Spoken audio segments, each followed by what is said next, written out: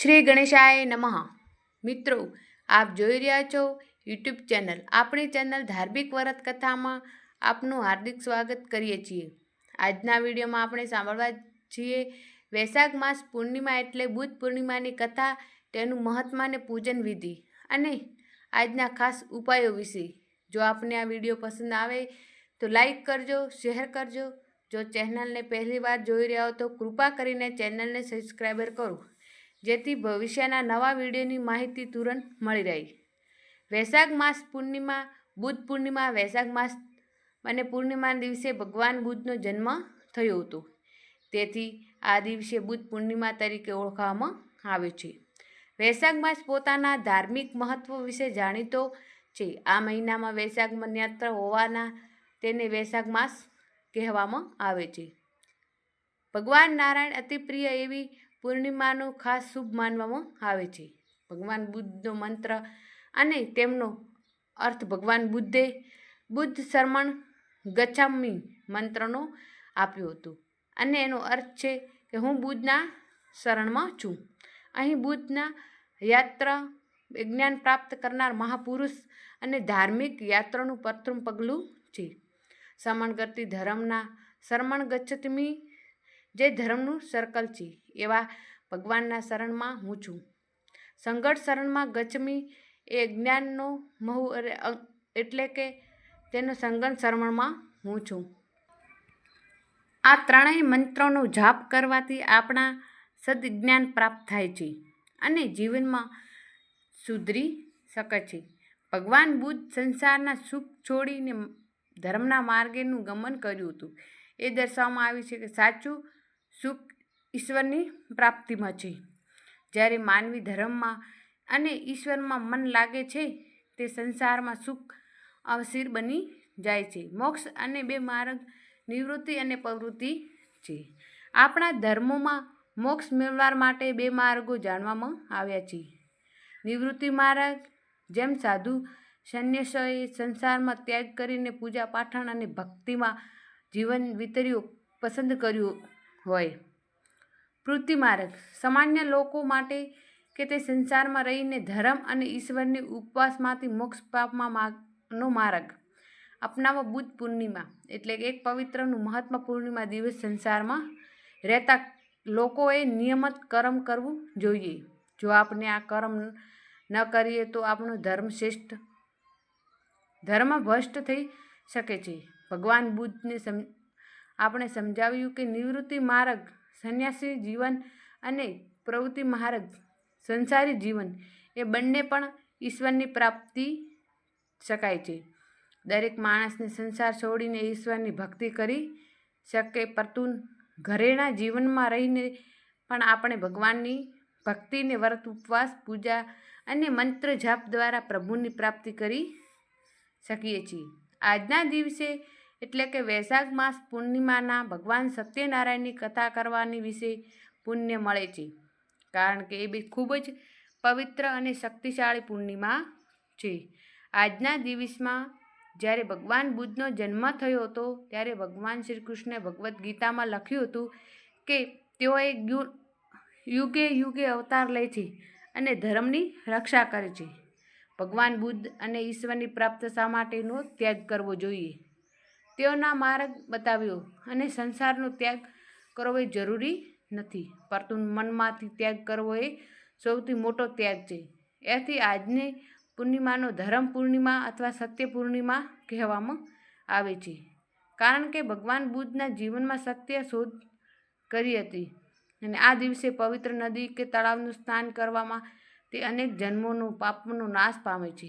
બુદ્ધ ધર્મના સ્થાપક ભગવાન બુદ્ધનો જન્મ આ દિવસે થયો હતો. બુદ્ધના આયુષ્ય માટે દિવસ ખૂબ જ મહત્વનો છે.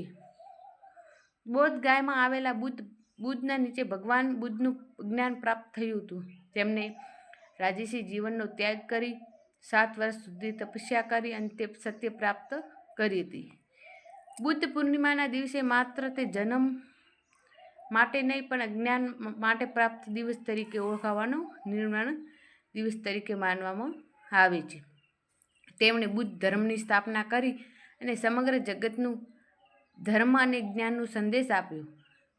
તેમના ઉપદેશો માણસને જીવતા દુઃખમાંથી મુક્ત આપનાર સાધનરૂપ છે. વિશે નોંધ વર્ષમાં 2025ના બુધના પૂર્ણિમાનું મહત્વ અને બુધ પૂર્ણિમાની ઉજવણીના દિવસે ચંદ્રોદયનું ખાસ મહત્વ હોય છે. ચંદ્ર દર્શન એટલે ચંદ્ર પૂજન કરવાથી ભગવાન મહાદેવની કૃપા મળે છે અને ડુંગળીમાં ચંદ્રદેવનું દુર્બળ સ્થાન મજબૂત બને છે.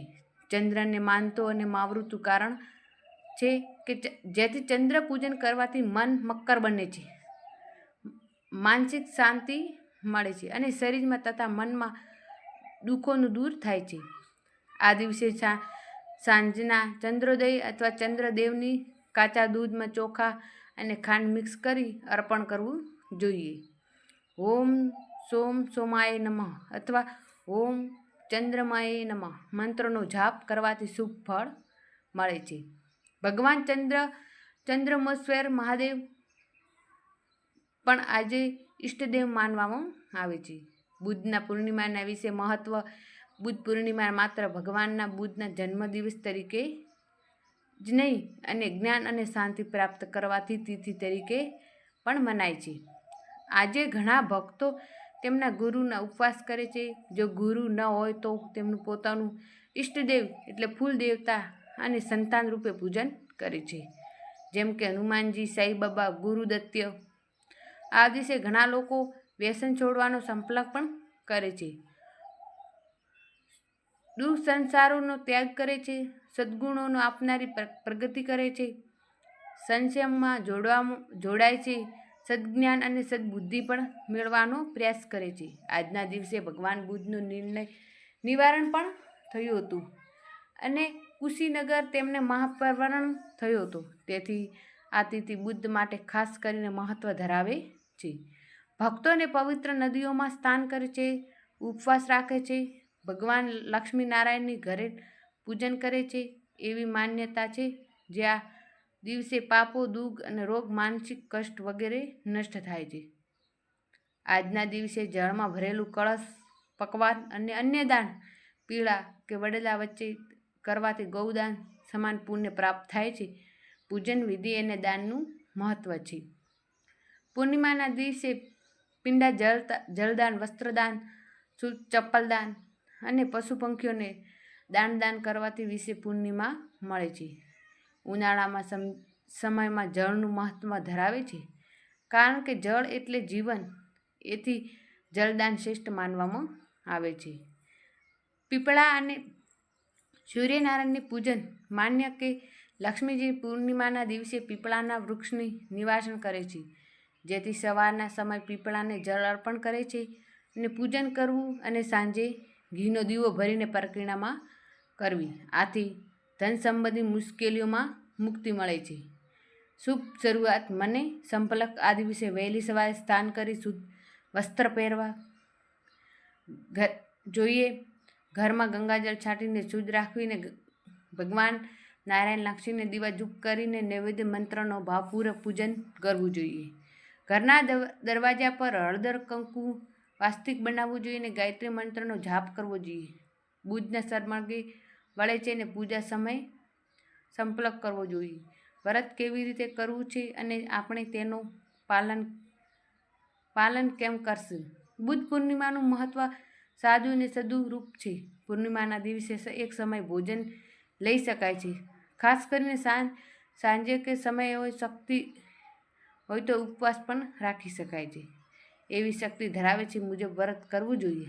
આ દિવસે દલનું દાન કરવાથી પાપોમાંથી મુક્તિ મળે છે. ઘરમાં તલ કે તેલનો દીવો પણ પ્રગટાવી શકીએ છીએ.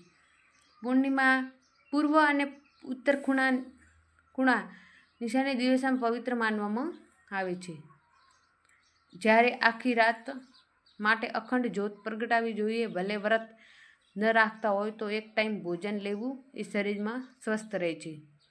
બુદ્ધ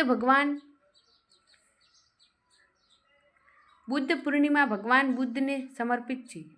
આ પવિત્ર તહેવાર ભારત, ચીન, Nepal, Singapore, Vietnam, Thailand, Japan, કબુલિયા, મેથલિયા, Sri Lanka, Manesar અને ઇન્ડોનેશિયામાં ધામધૂમથી ઉજવવામાં આવે છે. બિહારના ઉદ્યોગમાં એ વિશાળ પણ મેળો ભરાય છે અને શ્રીલંકાનો તહેવાર બેસાખ ઉજવાય તરીકે ઉજવણી કરવામાં આવે છે. ઘીનો દીવો અને ફૂલ સજાવવામાં આવે છે. ધાર્મિક મંત્રોનો પાઠ કરી પણ થાય છે. આ દિવસે ભગવાન મહાદેવને શિવલિંગમાં જળ, તલ, કાચું દૂધ અને દહીં, મધ, શેરડી રસને અભિષેક કરવામાં આવે છે. દેવી પાર્વતીની સાથે શિવની પૂજા કરવાથી શુભ ઉર્જા મળે છે. જ્યોતિર્લિંગ શાસ્ત્ર પણ અતિથિ ખાસ માનવામાં આવે છે. અને હનુમાનમાં સંભરી મહાત્મા શુદ્ધ બુદ્ધ અને બકીદાસની અને સંત રવિદાસનો જન્મ પણ પૂર્ણિમા દિવસે થયો હતો. દર મહિને એક પૂર્ણિમા આવે છે અને 2 વર્ષમાં કુલ 12 આવે છે, જેમાં કે રક્ષાબંધન અને હોળી જેવા તહેવારો પણ આ પૂર્ણિમાના દિવસે ચંદ્ર પોતાના પૂર્ણ રૂપમાં આવે છે અને દર્શનમાંથી અને મનને શાંતિ મળે છે. કહેવામાં આવે છે કે દિવસની અમૃત જેવી ઉર્જા પ્રસન્ન કરે છે. ઔષધીય પણ શક્તિ આપે છે. ભગવાન શ્રી કૃષ્ણએ અને મહાસરના દિવસે રચ્યો હતો. પૂર્ણમાં જણાવ્યું છે કે જે દેવતાઓ પણ માનવ રૂપમાં દિવસ પૃથ્વી પર આવે છે, જેથી આ દિવસે શુભ માનવામાં આવે છે. દિવસેની આસપાસના પ્રેમ રાખવો, હરિભક્તિ કરવી, વ્યસનનો ત્યાગ અને કોઈ નિંદા ન રહેવી જોઈએ. ચંદ્ર દર્શન સમય થોડીક ચંદ્રપ્રકાશ નીચે બેસીને માનસિક અને શાંતિથી શાંતિ મળે છે. ચંદ્રના આજના દિવસે સંપૂર્ણ કાળા અને કૃષિ હોય છે અને 16 કાળાનો ચંદ્ર કહેવાય છે. ચંદ્ર દર્શન એ મનને શાંતિ આપે છે. સાંજના સમયે લક્ષ્મીનો ઘરમાં પધારેલા માટે ઘરની ધૂપ દીપ પ્રગટે, સુગંધિત વાતાવરણ રાખવી, ઘરના દરવાજા ખુલ્લા રાખવા જોઈએ. એટલે પૂર્ણિમાની ઉમરતી શ્રેષ્ઠ અને તેને વિવાદ અને દેવ પૂજન માટે શુભ તિથિ માનવામાં આવે છે. પૂર્ણિમાનું વ્રત માનસિક કષ્ટ, ઘર, શનિચંદ્રની દોષ દૂર થાય છે. જો ચંદ્ર અને રાહુ કેતુનો નિવાસ શનિવારની અસર હોય તો મનમાં તાણ રહે છે. આવી પરિસ્થિતિ પૂર્ણિમાનું વ્રત કરવાથી રાહત મળે છે. ભગવાન બુદ્ધ જેમ કે જ્ઞાન મળ્યું હોય તો તેમના સદજ્ઞાન મળે છે એવી પ્રાર્થના છે આપ સૌને કે બુદ્ધ પૂર્ણિમાની શુભેચ્છાઓ. ભગવાન શ્રી કૃષ્ણના આશીર્વાદ આપ પર બની રહે. જય શ્રી કૃષ્ણ. રાધે રાધે.